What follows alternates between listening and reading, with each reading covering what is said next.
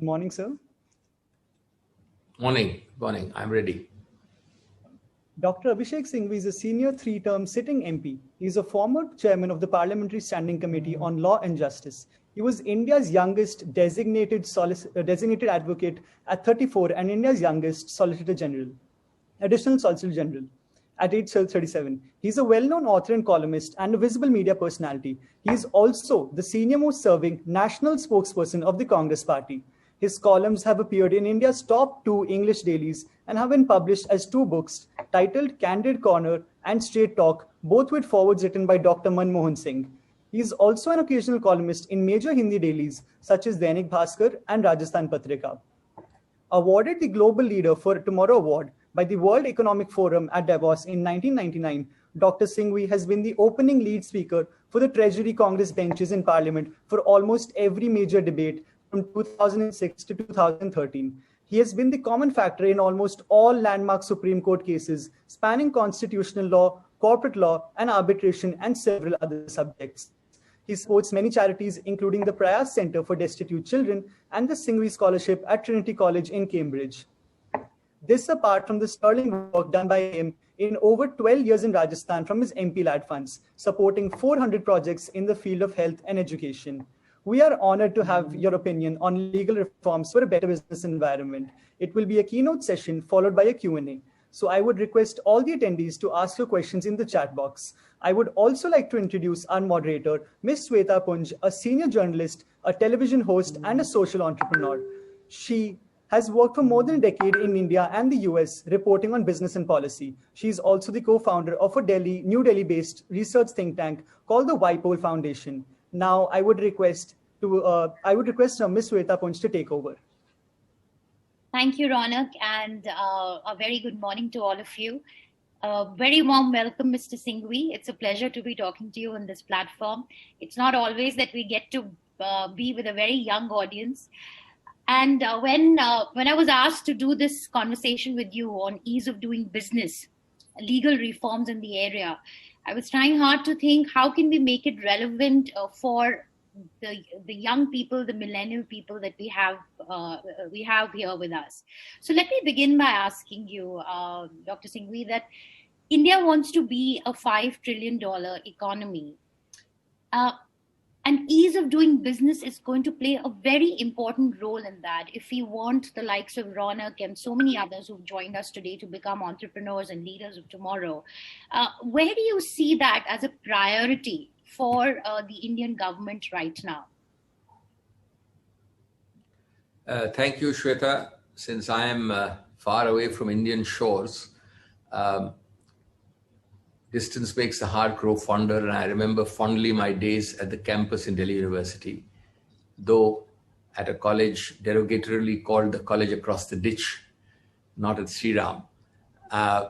Although I must confess that almost all my close school friends were at Sri Ram, and I've had so many nice moments at the Sri Ram hostel where many of them resided. So it's a great feeling to be back with young minds and young faces.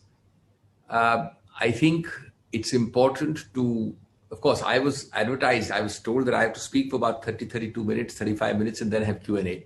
But I'm quite happy to go along with whatever format you have decided. I think it's very important to transcend these words, ease of doing business, etc., from being mere rhetoric and slogans. Harken back to the first time you heard this word. Must have been probably 50, 60 years ago, even 30, 40 years ago. But today, and I'm sitting, as I said, in an international place, not in India, you talk to people, they all love India, they want to come to India, but ask them to put their hand on their heart and say, is there an ease of opening a business? Is there an ease of running a business? What is the time taken from application to opening? Now, you have all these nice statistics saying 45 days, 55 days, 65. That's not true. The reasons are manifold, and this has nothing to do with politics. You know, you've asked about government, but successive governments have failed. I'm trying to be as specific as possible, because there is a stranglehold of the iron frame of bureaucracy on this. We have an excellent system inherited from the British, but it has now become stagnated because it has become a stranglehold on your own power, your own territory, your own turf. So point number one is that howsoever you might make policy declarations, the bureaucrat on the seat will not let go easily. He will let go if he's pushed a lot, but he will let go not at all, or he will let go partially, or he will let go infinitesimally. Second, we always keep some reserve powers. Whenever we deregulate, we say, oh, for a doomsday scenario, let's keep some reserve powers. Now, always those powers are necessarily by definition discretionary. So once you give discretion by keeping back some powers, then again, you're back to square one. You've liberalized, but that reserve power is used to harass, to invoke, to use discretion wrongly. Third, I think the approach to just do away with certain segments of law, of regulation, that approach is not really fanned out on a large footprint. You have not, you've talked of doing away, but actually doing away with the entire jumble of regulations for a particular issue has happened very slowly or not at all. Of course, there are many other reasons, structural. What has happened in the central government, that's my fourth point, is much, much more right from 91 and 85 onwards. But today, probably 33% of that or even 25% of that has not happened at the state level. Go to the deregulation matrix in a state level bureaucracy and go to a deregulation hands-off policy in a central government, you'll find a 3:1 ratio. So these are only just 4 out of maybe 7, 10 reasons I can give. But the fact of the matter is that unfortunately, ease of business has remained largely a jumla, a slogan, a rhetoric. Which is very, very ironic. And Dr. Singhvi, I just want to clarify, we will do a concluding address by you. So we'll do the Q&A and then we'll have you close the discussion. Which is the tragedy behind, a lot of entrepreneurial dreams and ambitions, right? Because ease of doing business, I agree with you, we've gone up in the rankings, but the fact is that it is a challenge to start out a business or even run a business. In your opinion, I mean, you pointed out how the bureaucrats tend to sit on reforms and they tend to hold back. So what's the way out? What's the solution? How do we move forward from here? And if you could outline 3 or 4 key priorities that India needs to address on an urgent basis if we want to harness all the talent that we have here, else everyone's just going to go abroad. I mean, it's not that pessimistic, but you are right. It cries out for reform. When I talk to people abroad, they say how much more they want to give, but they equally tell me horror stories of how they have gone, invested, and then pulled out. So that's the reality you have to live with. I think the first and foremost thing is to simply do away with 80-90% regulations in the area you choose to deregulate. I'm not saying everywhere. Suppose you choose to deregulate the setting up of, let's say, 100 items of activity. Now, there'll be always 10 items which will impinge on national security, on, atomic energy, blah, blah. Those don't matter. You can keep them aside. But let's say out of 110, if you want to do it for 100, genuinely just take it away, repeal the regulation. There was a joke that in the World War II, the defense of the realm regulations in England, copied in India during our wars, provided even for the size of a jelly and the height of a jelly if you make a jelly. So that's the kind of regulatory framework you need to do away with. Second, you need to actually start entering into the CRs of a bureaucrat, howsoever high or low, is ultimately concerned with only 2 things. His CR, confidential report, how good, bad or indifferent it is, and transfers. That's what they really make them work. So you need to start entering these matrices into how much he is allowed deregulation. In actual fact, this should be a parameter of judgment. Thirdly, you need to constantly sensitize them, punish them, applaud them, encourage them, promote them, demote them if they do not follow this. And fourthly, I think you need to adopt the best practices globally. Now take law, for example, because this is supposed to be a focus on law, which I'll speak about later. if and when that time comes. Take the endemic delays in judicial appointments, or for that matter, even tribunal appointments. I've been writing on this subject and speaking on this for more than 20, 25 years. At any point of time in 70 years or 75 years of Indian independence, out of about 1,000, 1,100 posts of judges, high court judges across the country, 1,100 for a population of 125 crores and about a litigating population, let's assume 1/3 of that. At any point of time in 75 years, 1/3 of those posts have been vacant.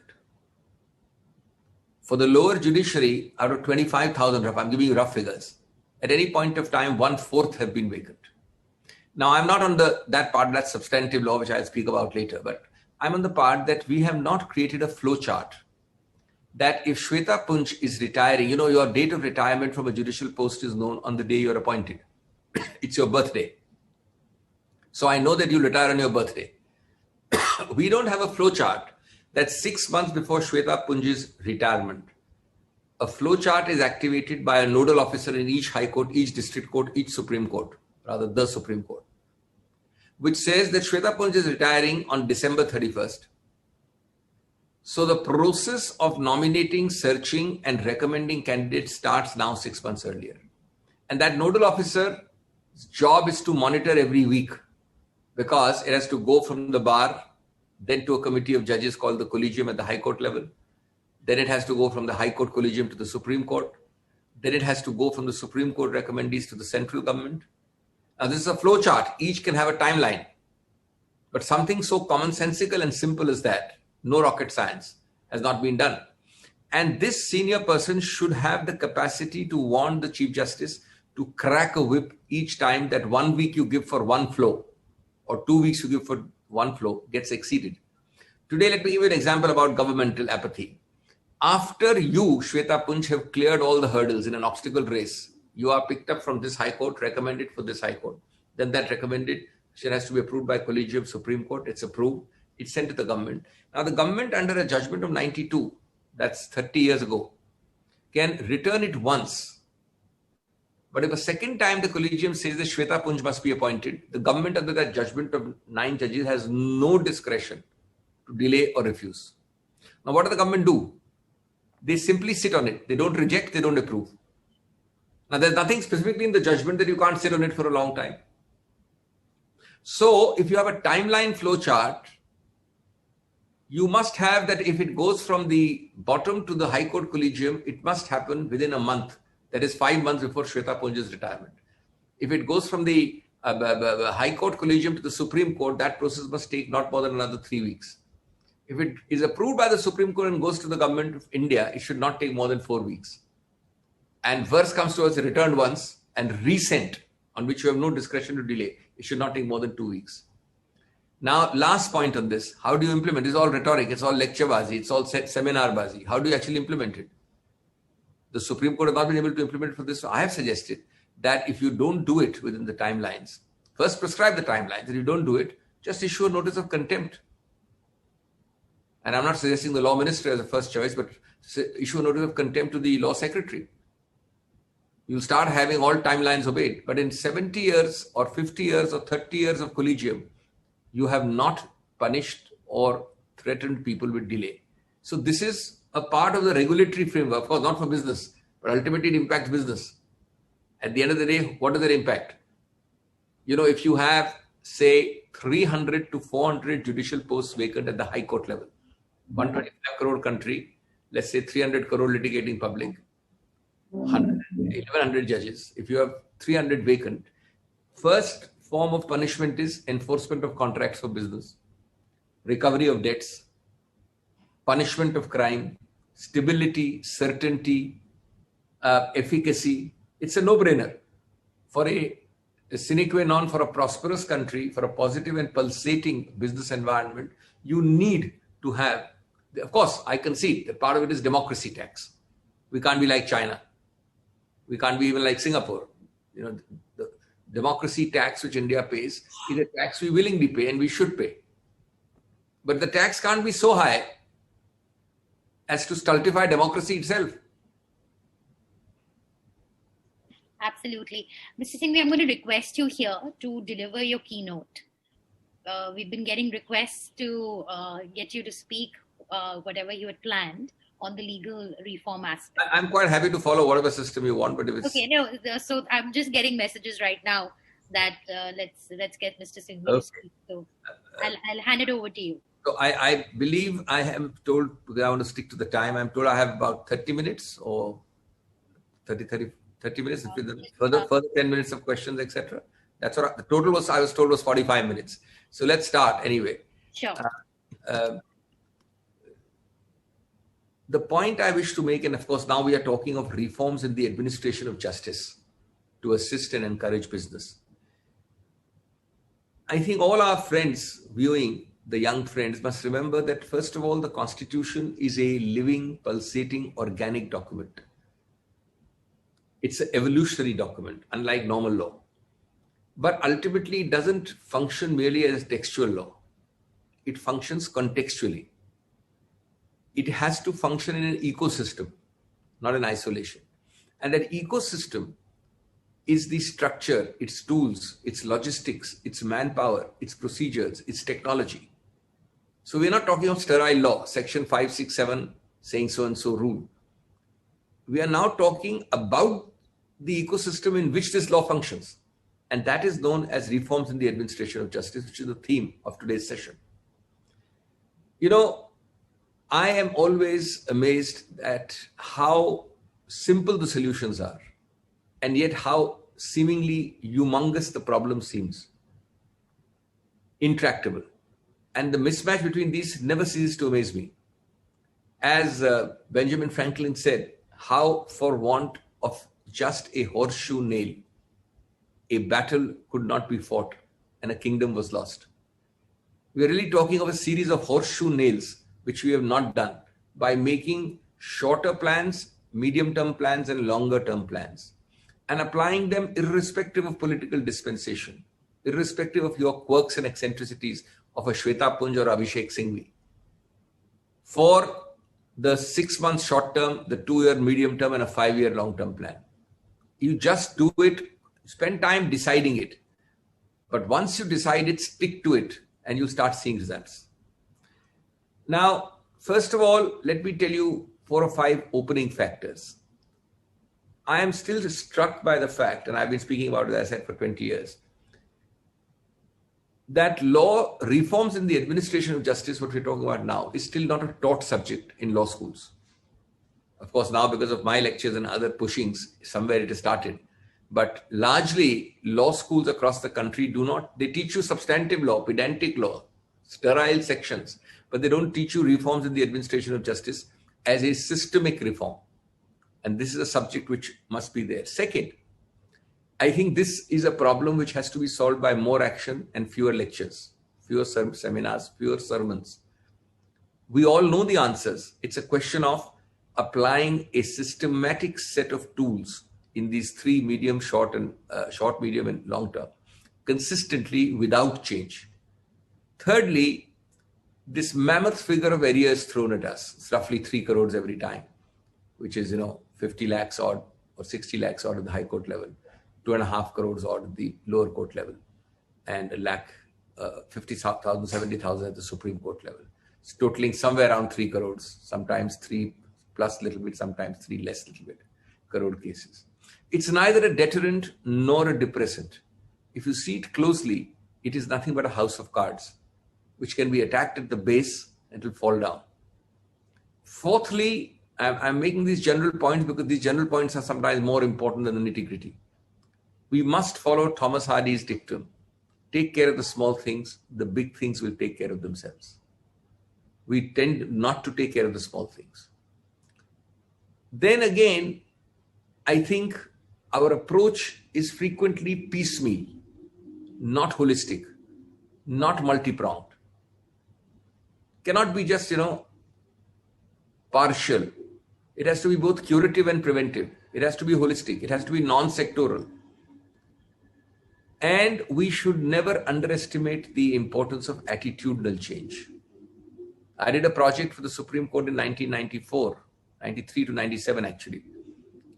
And Justice Ahmadi led that project. But because we embedded the ethic of fast movement of cases, the stagnant figure of 1.5 to 2 lakh pendants in the Supreme Court, which is of course very small compared to the rest of India, but it's the apex court, dropped down to 50,000, partly because of attitudinal change. The trick is to embed this ethics of legal reform into the psyche of the principal dramatis personae at each level. It has remained largely in the Supreme Court because there even now areas have, they've climbed, but not too much. Because that ethic, as somebody said, attitude, not aptitude, determines altitude, how high you go. And last, but not the least of the general points, is that you cannot overemphasize teamwork. In this war of areas, or what I call beating the backlog, or the administration of justice, the entire judicial system, and that word judicial system is much larger. It includes litigants, lawyers, bottom trial court to the apex court, law ministry. The entire system has to work in a teamwork as a harmonious, synced whole. And of course, at the top, the Supreme Court has to lead by example. It has to be a catalyst, an organizer, a facilitator, a monitor, an umpire, a participant, an observer. But above all, it has to be a role model, a mentor. Now, let me give you some very amazing, simple things. And as I said, what is tragic is the simplicity of the panacea and yet the impossibility of this 3 crore figure, which stares you like some kind of a mammoth behemoth. I'm giving you, of course, September 2019 figures. I have the 20 figure. I can keep on adding. That doesn't matter. It's more or less the same thing. So let's just take one set of figures. The approved judicial strength of all courts in September 19, high courts I'm talking of now, was 1,079. As I said, approximately 1,100. Of these, on that date, 676 stood filled. So, as I said, roughly 1/3. Now, the alarming and the sad statistic is that for 75 odd years, we're close to 75 now, let's say 70 years, because the constitution in the judicial sense started functioning in 1950. Independence is 75, but the constitutional system started functioning in 1950. In the years, we have never had more than, we've always had more than 1/3 or sometimes 1/4 vacant seats. Now tell me, if you make nice buildings, put the latest hospital equipment in the hospital, make state-of-the-art hospitals, put ambulances, receptionists, telephones, but don't have doctors, how are the patients going to be cured? It's as simple as that.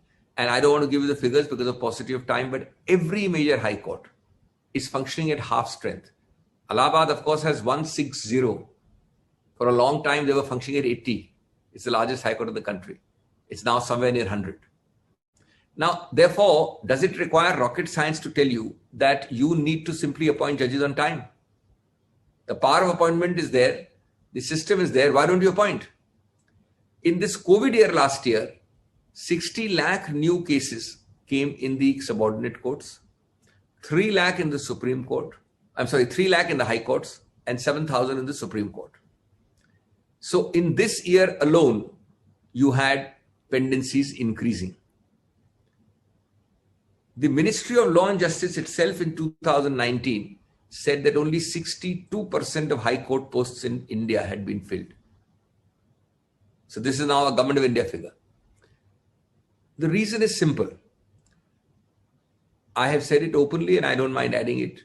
And by the way, to this you must add another figure. As it is, even if 1,100 all posts were 100% filled, our judges per million of population has crawled over 20 years from 10.5 judges per million of population to 19 judges, 19 judges per million of population. The ideal figure is 50 judges per million of population. It took us 20 years and repeated dandas by the Supreme Court to increase from 10.7 to 19. Now already, this is assuming that all are filled. The funny thing, I'll give another funny example. About 10 years ago, we increased the sanction strength of each High Court. So suppose your High Court had 10 judges, sanctioned maximum at full capacity. It was increased to 15 across the country. So we added this 1079 is an added enhanced strength. The funny part is that most High Courts are functioning below the pre-sanctioned strength. So they are a 10-judge High Court in the old days, which is now a 15-judge High Court, would only have 8 or 7. I have all the figures. I don't want to give you state-wise figures. The point is, why? Well, first and foremost, we have to realize, and unless we are blunt, as Palkhiwala said, words must be an assault on the senses for reform to occur. And I have no hesitation in being blunt. Unlike my friend Prakash Javadekar, I don't have to be diplomatic. The principal reason is the politics we play in judicial appointments. We first locate the best 5 judges in a particular High Court. The Shweta Punjis, the Shaurya Guptas, the XYZs. And then we, after broadly identifying them as the best 5 for appointment, we find ways to disappoint them, not appoint them. This is politics. Vicious cocktail of politics, envy, and backbiting and backstabbing starts at the bar. And you'll be surprised, madam, at the politics of the judiciary would make politicians blush. In 1967, Griffiths, an academic at London School of Economics, wrote a book, small little lovely book, Penguin paperback, The Politics of the Judiciary. There was an uproar. Why did he use the phrase? Politics of the judiciary? We never heard of this animal.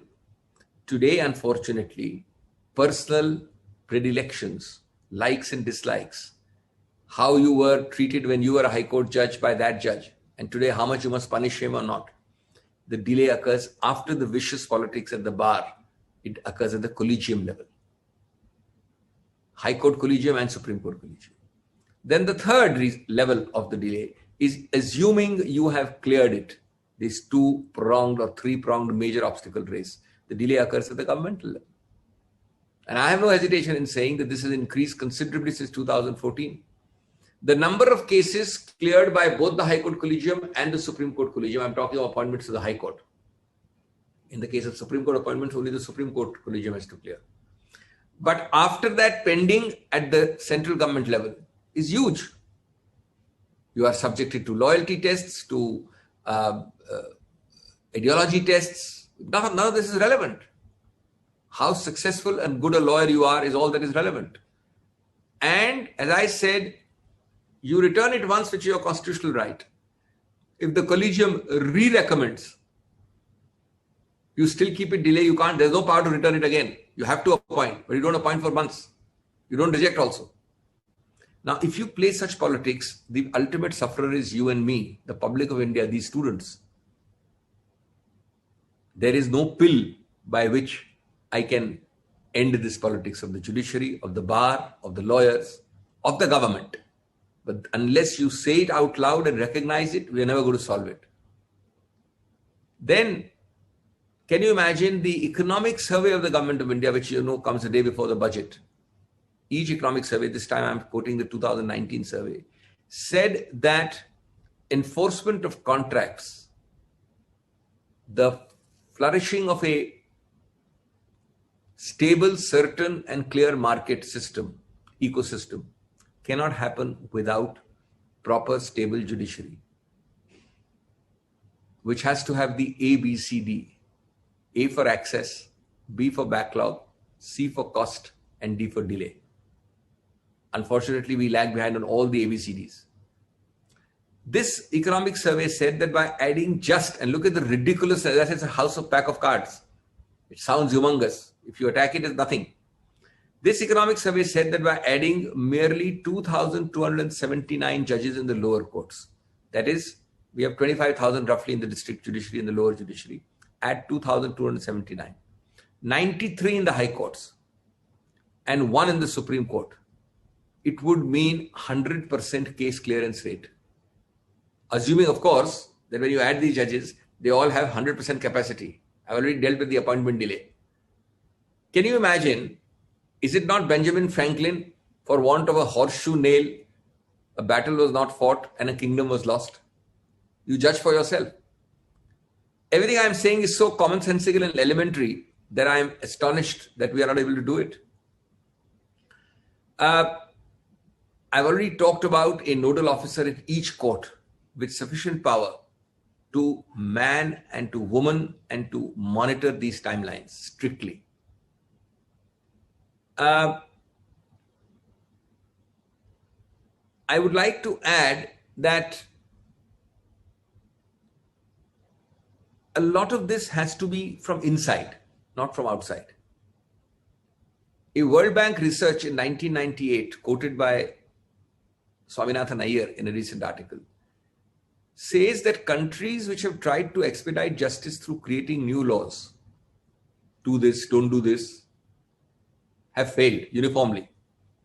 Because the moment you create new laws, judges create an ecosystem of precedents, of procedures, of technical interpretation, which bogs down everything. You don't achieve your object. This works only if the reform comes from within the system, the judicial system, the lawyers, the judges. He has suggested, and I've written about it earlier myself, just like I talked about the bureaucracy in your questioning, Shweta, the same thing should apply to judges. When you mark their CRs, you have to give a very, very clear set of only 5 parameters with sufficient weightage on the important ones, and that can include and must include, it does not include fully yet, speed of trial, number of adjournments granted, days of absenteeism, innovations practiced by a relevant judge to innovations to increase speed. Today, if Shweta Punj tried an innovation, she'd be demoted. Not encouraged and patted on the back, because we are a status quo system. How dare she be innovative? Another myth I wish to bust, I'll just take about 10 minutes more. I think I have time, don't I? Is that we don't have funds. It is true that more funds are always necessary. But a very interesting, and of course this is dated, fund allocation study of the 13th Finance Commission. We are now, of course, much later. That was for 2010 to 15. But the same applies more or less. Has given a chart showing that allocation is X and utilization is 33% of X or 25% of X. I've got this chart here, morning, evening courts, 2,500 crores allocated, 234 crores utilized. That's 1/10. ADR centers, 750 crores allocated, 258 crores utilized. That's 33%. Lok Adalat and legal aid, 300 allocated, 65 utilized, and go on and on. But you get the basic gist of what I'm saying. Then my 7th point of reform is that there is a power which has become a forgotten power, a constitutional power, which our framers with hindsight added by an amendment called 224A. Article 224A, forgotten. Now, you need 2 minutes of technicality here. I've just told you how you don't appoint judges, or you select judges and then you start having politics, how to delay Shweta Punj, how to delay Abhishek Singhvi not to appoint, and after a while, she or he gets disgusted and withdraws his nomination. Well, 224A is a way of getting around this politics. It allows, see, you already had a set of judges who have gone through the ringer and who have retired. By the way, our retirement age is very low, 62, 65 for the Supreme Court. Nowhere in the world would be at that low except in a few Asian countries. They've been tried and tested. They've been appointed. They've gone through the system. They've retired at 62. 224A allows you to reappoint them as ad hoc judges for 6 months, for 1 year, for 2 years. Now, these chaps have retired. Politics on them is minimal. They are not going to be, getting some very big thing. But you put them, and the power is very vast. It allows High Court X to appoint judges retired from High Court X to High Court X by the Chief Justice of that court. They are called ad hoc judges. But even more, it allows even High Court Y to appoint a person retired from High Court X to High Court Y as an ad hoc judge after retirement. Do you know that for 70 years of Indian independence, of course, this provision came later, not in 1950, not one single ad hoc judge has been appointed. Not one. In the Supreme Court, fortunately, about 4 or 5 have been appointed. But 4 or 5 in 70 years, you can imagine. Now, why this is important is that till the time when I can get around the politics and appoint Shweta Punj, why not have an ad hoc judge for 6 months? Make him sit in court number 13 dealing with 20-year-old criminal appeals. He'll finish off 100 of them. And they are people who've had their career. They're not asking for much. Give them respect. They've been tried and tested. You can't say that you are appointing a new person, so you have to go through the whole cocktail of politics again. High Court level, 0. Supreme Court level, 4 or 5 in 70 years. Then again, I think micromanagement, tracking is missing. Now we have all NICNet, computers, all this blah, blah technology, but we don't use it fully. I'll say a word about artificial intelligence in a minute. But even at the normal level, we don't track properly. Let me give a very simple example. Tracking needs uniformity. So today at the press of a button, you should find out how many cases of rape of women under X years are pending. I'm just giving you an example across the various high courts and district courts. Now, the first problem you face is that the way you enter in different courts, a writ petition, for example, there are 10 ways in which you describe a writ petition in 10 high courts of the country, different. Somebody says CWRC, somebody says CWP, somebody says CR, CWJC, etc. As you know, computers work on uniformity. We stick to these outdated, non-uniform appendages only for supposed legacy and ego reasons. But more seriously, you do not track that in some districts, criminal cases filed are double the one civil. In some other districts, the opposite may be true. It depends on the local topography and ecosystem. Now, when you allocate 5 judges equally, 2 to this, 2 to that, and 1 judge doing something else, then you're not taking care of the overwhelming preponderance of civil cases in that district versus criminal cases.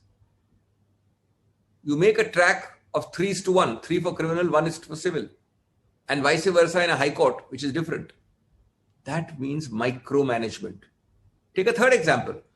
You do not track cases. A large number of these so-called 3 crore cases are really simply infructuous. I fired you 25, 30 years ago. You filed a case. It's pending. The employee may have died. The employer may have shut down.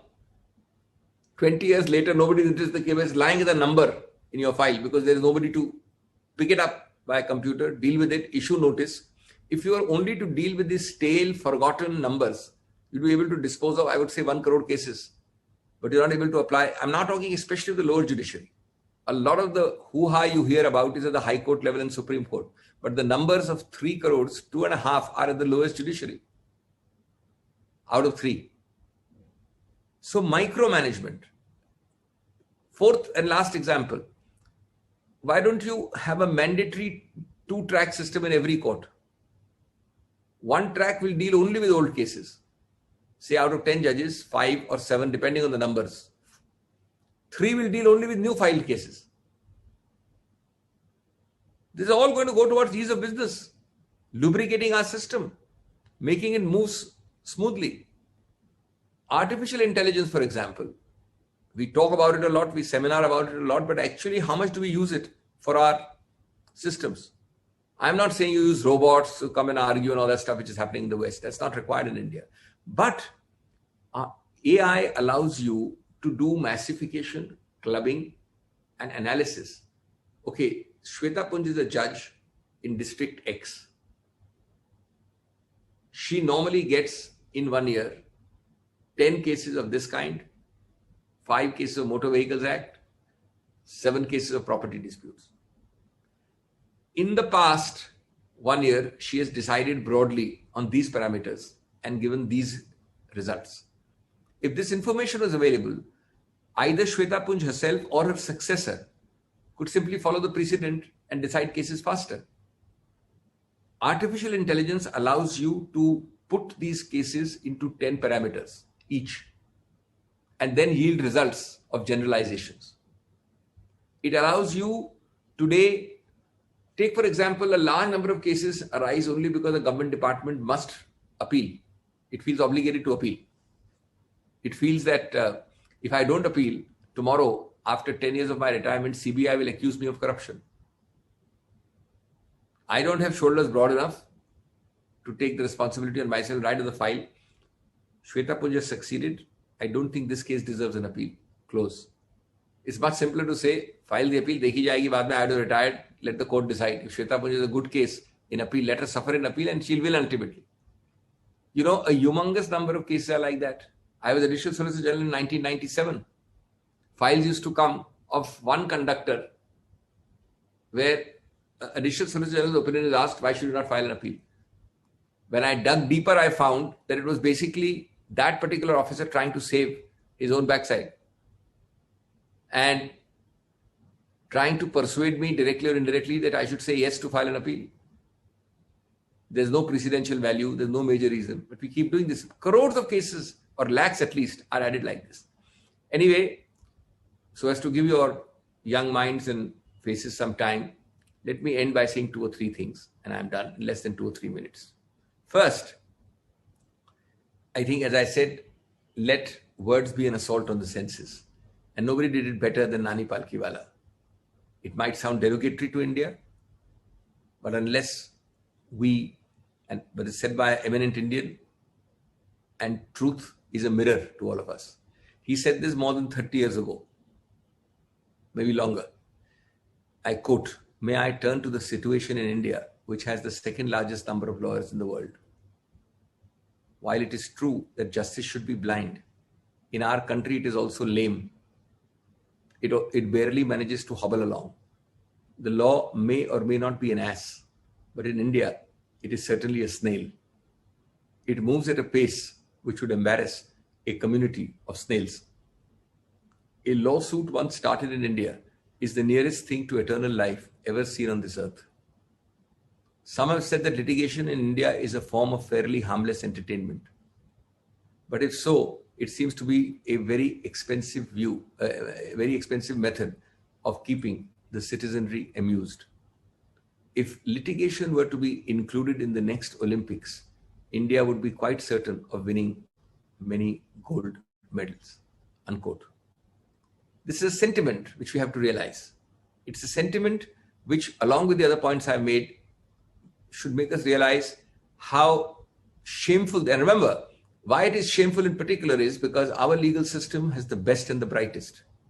Our judges, our lawyers are the best and the brightest in the world. They do more work than any system. We are the proud inventors of doctrines like the basic structure of the Constitution. Imagine a doctrine by which even constitutional amendments can be held to be unconstitutional. We are the proud inventors of PIL.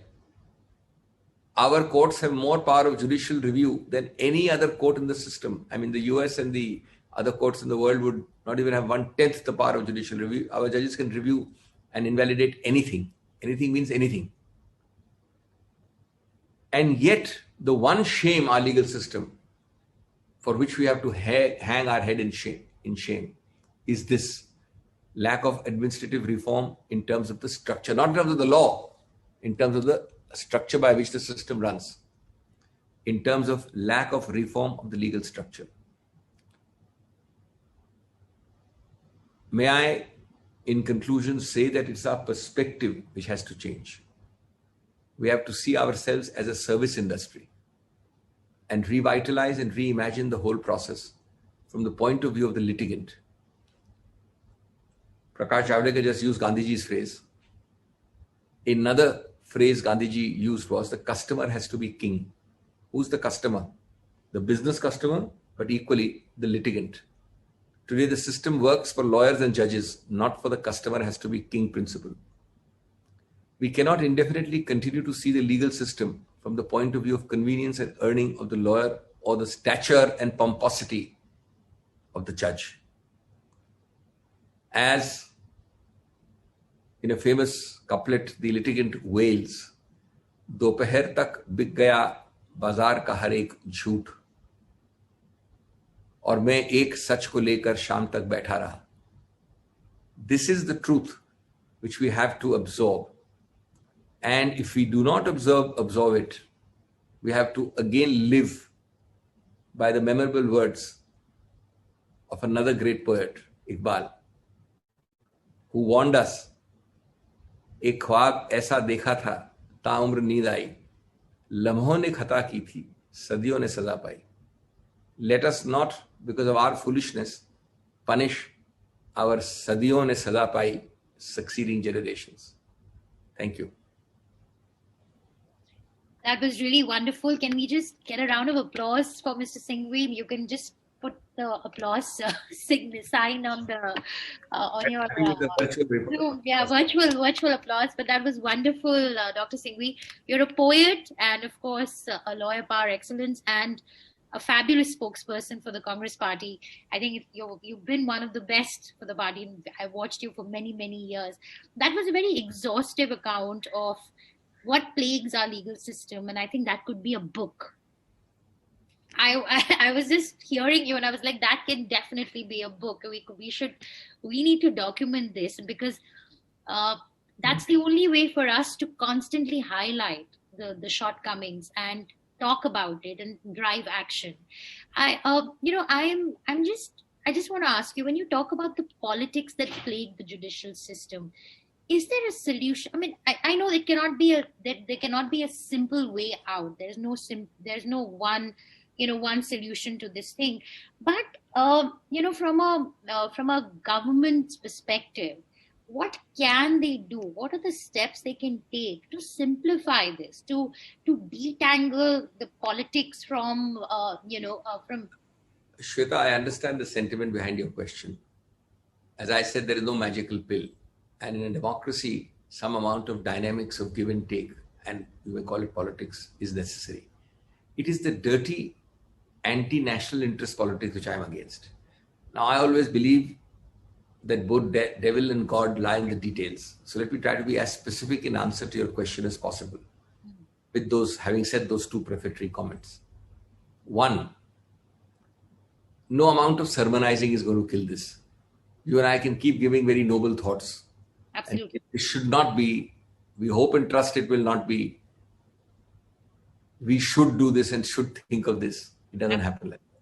Number two, one concrete example I gave you, make the timelines first, which is purely procedural. Our constitution doesn't write that for the recommendation to go from High Court bar to the High Court collegium, it should take 10 days.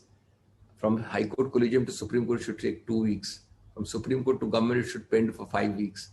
From government back to Supreme Court, it should be no more than 2 weeks, etc. No constitution says that. No judgment says that. You make procedural guidelines through the Supreme Court immediately. Point two, simply punish those who don't adhere to this time guidelines. Punish means what? If you issue a single notice of contempt, which has not been done for 70 years, because I, the Supreme Court, sent a recommendation of Shweta Punj to the government of India 3 months ago. What have you done about Shweta Punj? And if in case it's been returned to you once, and again the collegium has recommended, then you have no right, sir, to delay it more. Please say yes or no. Now, if you don't, and you issue a notice of contempt to the law secretary, I'm not about politics. I'm not about whether you are law secretary or I'm law secretary or ABCs. The governments may change. Do you not think it will make a difference? Number three, you need to create a system within each High Court and Supreme Court which manages the timelines for the ecosystem. Number four, and you don't have that ecosystem. You simply have judges, who are retiring, who are going this way, that way, a Chief Justice's secretariat, his office. You need a proper system. Number four is the larger structural reform, which of course is no point talking about now. But because, remember, for about 40 years from 1950 to 1990s roughly, we had 100% central government appointments. Central government was appointed. Now, because in the 80s we found that some of that system was not working well, the judges by a judgment invented judicial collegium. The constitution doesn't say so. Look at the irony. You took away the power of appointment from me I'm the central economic executive government, you are the judiciary. By a judgment, a judge created law, you took away the power. Exclusive power to appoint is with you in constitutional law.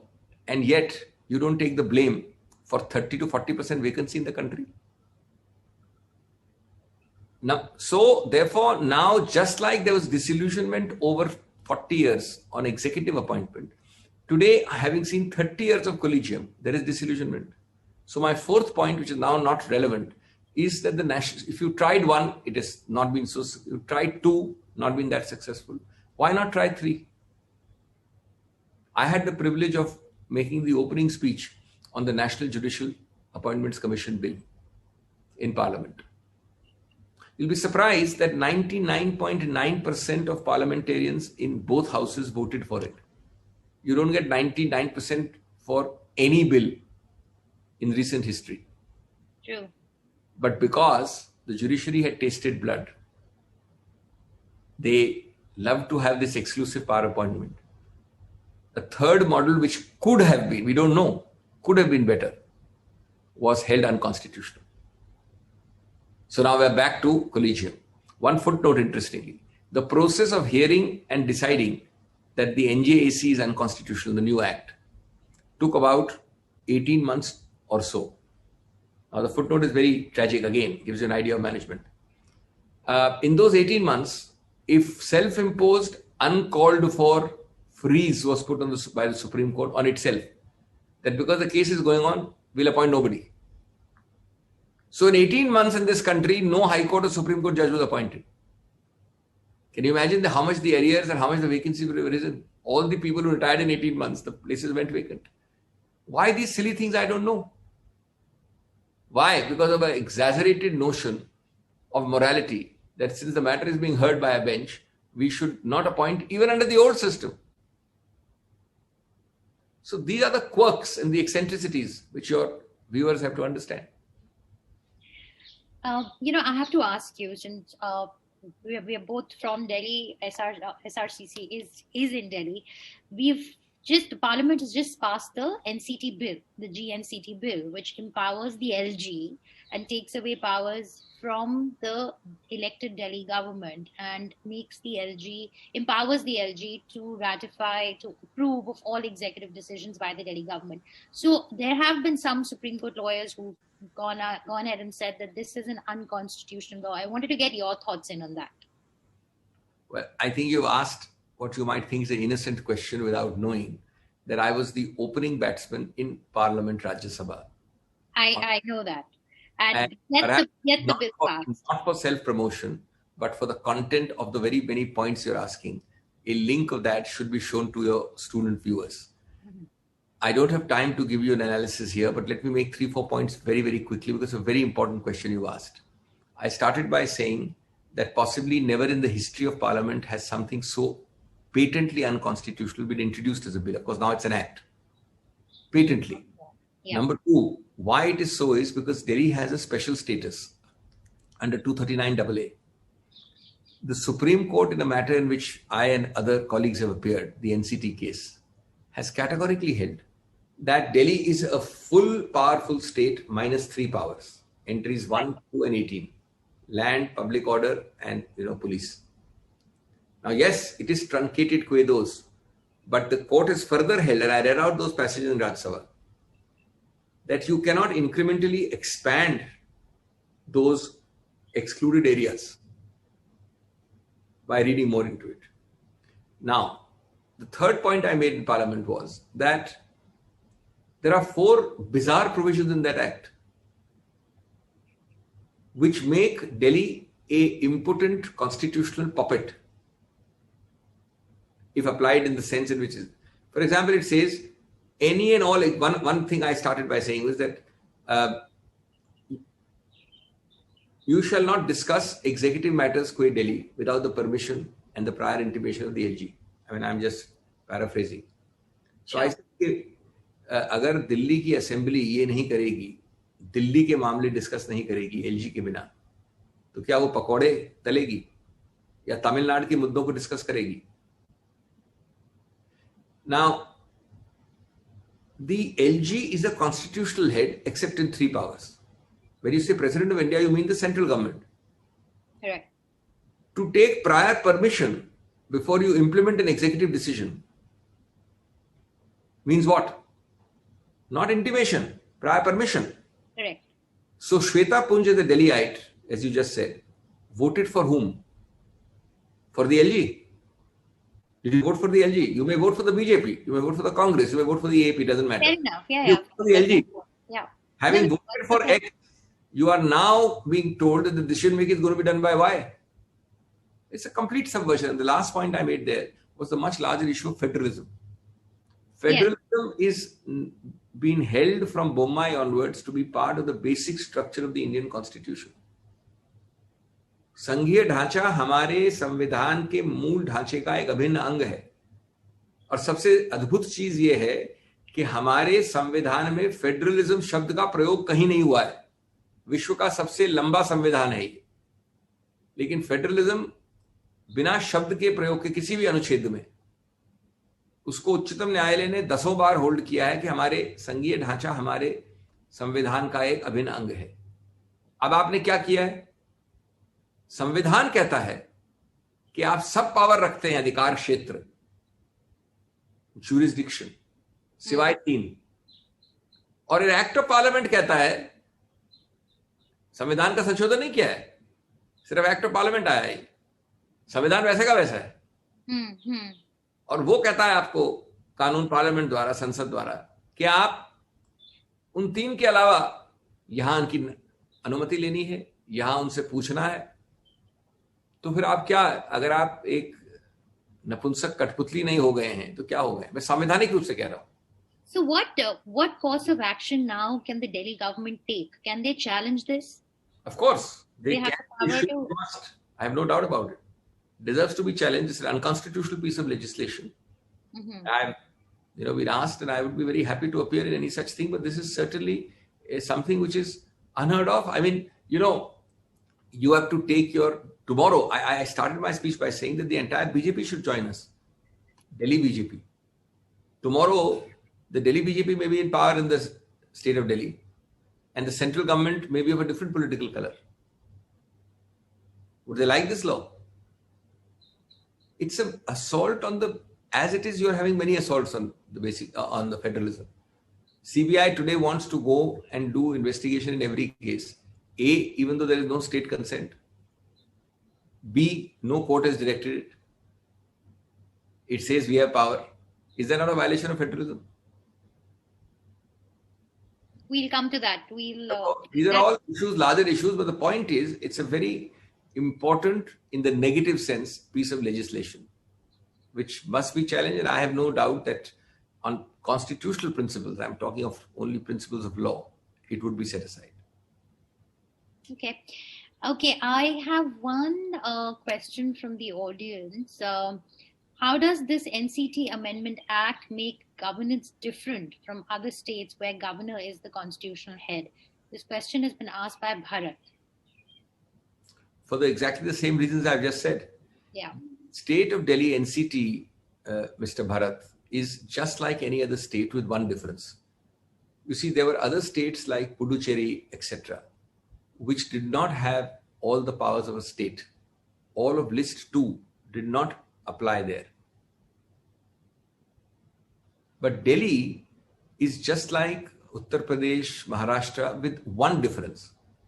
3 powers are excluded. Nobody is on that exclusion of power because that was done by a constitutional amendment.